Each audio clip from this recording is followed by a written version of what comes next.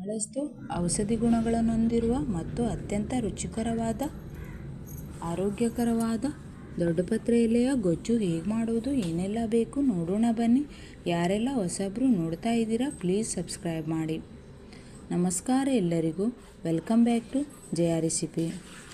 ಮೊದಲನೆಯದಾಗಿ ದೊಡ್ಡಪತ್ರೆ ಎಲೆಯನ್ನು ತೆಗೆದು ನೀಟಾಗಿ ಕ್ಲೀನ್ ಮಾಡಿ ಸೈಡಲ್ಲಿ ಇಟ್ಟಿದ್ದೀನಿ. ಈಗ ಗ್ಯಾಸ್ ಆನ್ ಮಾಡಿಬಿಟ್ಟು ಗ್ಯಾಸಿನ ಮೇಲೆ ಬಾಣಲೆ ಇಟ್ಟಿದ್ದೀನಿ. ಗ್ಯಾಸಿನ ಫ್ಲೇಮು ಸ್ಲೋ ಇಟ್ಟು ಇದನ್ನು 2 ನಿಮಿಷ ಚೆನ್ನಾಗಿ ಹುರಿದುಕೊಳ್ಬೇಕು. ಎಲೆಯನ್ನು ಎಣ್ಣೆ ಹಾಕದೇನೆ ಹುರಿದುಕೊಳ್ಳಿ.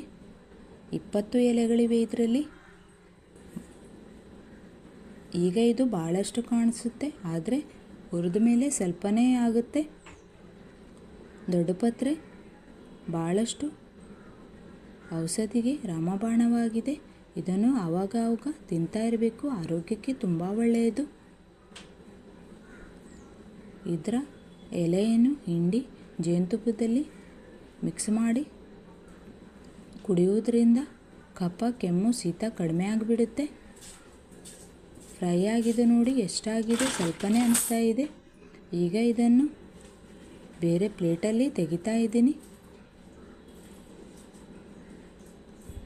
ಅದೇ ಬಾಣಲೆಯಲ್ಲಿ 1 ಟೇಬಲ್ ಸ್ಪೂನು ಎಣ್ಣೆ ಹಾಕಿದ್ದೀನಿ. ಎಣ್ಣೆ ಬಿಸಿಯಾಗಿದೆ. ಅರ್ಧ ಟೇಬಲ್ ಸ್ಪೂನು ಉದ್ದಿನಬೇಳೆ, ಅರ್ಧ ಟೇಬಲ್ ಸ್ಪೂನು ಕಡಲೆಬೇಳೆ ಹಾಕ್ಕೊಳ್ಬೇಕು. ಇದೆಲ್ಲವನ್ನು ಚೆನ್ನಾಗಿ ಫ್ರೈ ಮಾಡ್ಕೊಳ್ಬೇಕು. ಫ್ರೈ ಮಾಡೋದ್ರಿಂದ ಟೇಸ್ಟಾಗಿ ಬರುತ್ತೆ ಗೊಜ್ಜು.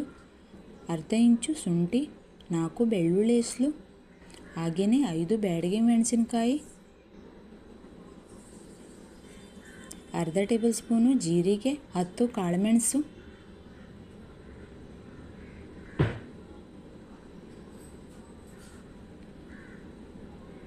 ಒಂದೇ ಥರ ಅಡುಗೆ ಮಾಡಿ ಬೇಸರ ಅನಿಸಿದರೆ ಫ್ರೆಂಡ್ಸ್, ಒಂದೇ ಒಂದು ಸಲ ಇದನ್ನು ಮಾಡಿ ತುಂಬ ಟೇಸ್ಟಾಗಿ ಬಾಯಿಗೆ ಬೇರೆ ಥರನೇ ಟೇಸ್ಟ್ ಕೊಡುತ್ತೆ. ಮಾಡಲು ಸಹ ತುಂಬ ಈಸಿ, ಆರೋಗ್ಯಕ್ಕೂ ಕೂಡ ತುಂಬ ಒಳ್ಳೆಯದು.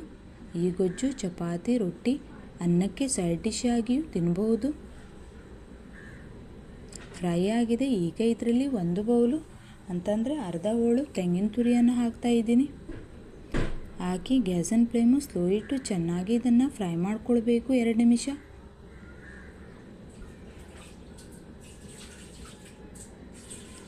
ಹಾಗೆಯೇ ರುಚಿಗೆ ತಕ್ಕಷ್ಟು ಉಪ್ಪು, ಹುಣಸೆಹಣ್ಣು ಹಾಕಿದ್ದೀನಿ ಹುಳಿಗಾಗಿ. ನೀವು ನಿಂಬೆಹಣ್ಣಿನ ರಸನೂ ಹಾಕ್ಕೊಳ್ಬೋದು.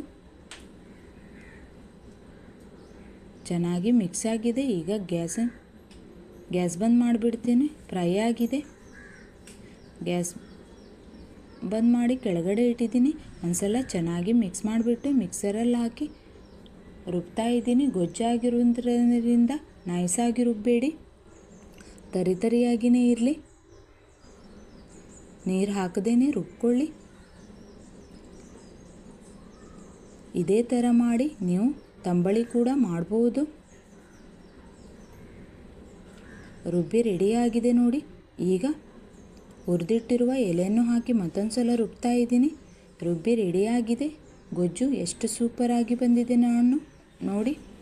ನಾನು ಚಪಾತಿ ಜೊತೆ ಸರ್ವ್ ಮಾಡ್ತಾ ಇದ್ದೀನಿ. ನೀವು ಬೇಕಿದ್ರೆ ರೊಟ್ಟಿ ಜೊತೆ, ಅನ್ನ ಜೊತೆ ಸೈಡ್ ಡಿಶ್ ಆಗಿ ತಿನ್ಬೋದು ಫ್ರೆಂಡ್ಸ್. ಇದೇ ರೀತಿ ಹೊಸ ರೆಸಿಪಿಗಳಿಗಾಗಿ ಜಯ ರೆಸಿಪಿಯನ್ನು ಸಬ್ಸ್ಕ್ರೈಬ್ ಮಾಡಿ. ನೀವು ಕೂಡ ಟ್ರೈ ಮಾಡಿ ಹೇಗಿದೆ ಅಂತ ಅನಿಸಿಕೆ ಅಭಿಪ್ರಾಯಗಳನ್ನು ಕಮೆಂಟ್ಸ್ ಮೂಲಕ ಕಮೆಂಟ್ಸ್ ಮಾಡಿ. ವಿಡಿಯೋ ಇಷ್ಟವಾದಲ್ಲಿ ಲೈಕ್, ಶೇರ್, ಸಬ್ಸ್ಕ್ರೈಬ್ ಮಾಡಿ. ಯಾರೆಲ್ಲ ಫ್ರೆಂಡ್ಸ್ ನೋಡ್ತಾ ಇದ್ದೀರಾ ಅವರಿಗೆಲ್ಲರಿಗೂ ಧನ್ಯವಾದ.